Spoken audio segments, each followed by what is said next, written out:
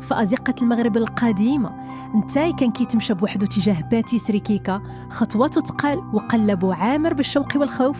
الضوء الذهبي ديال الزنقة كيضرب في وجهه وهو كيفكر غير في كيكا. دخل للباتيسري، شاف كيكا قدامه وسكت للحظة قبل ما يقول بصوت مهزوز: كيكا، ما بقيتش قادر نخبي داك الحب اللي في قلبي، كنبغيك وقلبي كامل ديالك. كيكا دموعها هبطوا ببطء وقالت: حتى أنا كنبغيك يا أتاي، ولكن مكتوب لي نكون مع عصير، التقاليد أقوى منا.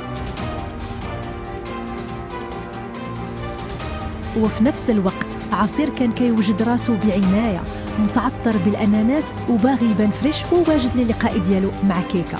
ولكن ملي وصل لقدام الباتيسري شاف كيكا حاضنة أتاي وهو مكسور القلب. بالنسبة لعصير هاد الشي كان خيانة. دار ومشى وسط الليل وقلبه كيتقطع وهو كيفكر غادي ننتقم. وفي السوق المغربي العامر بالناس كانت حريشة ورغيفة كيدوروا مع عسيلة سمنت كيضحكوا ويسخروا بلا رحمة. وقالت حريشة وهي كتضحك: مسكين التاي، عمره ما شاف هاد الشي جاي. الحب والخيانة والتقاليد كلهم تشابكوا في مصير واحد.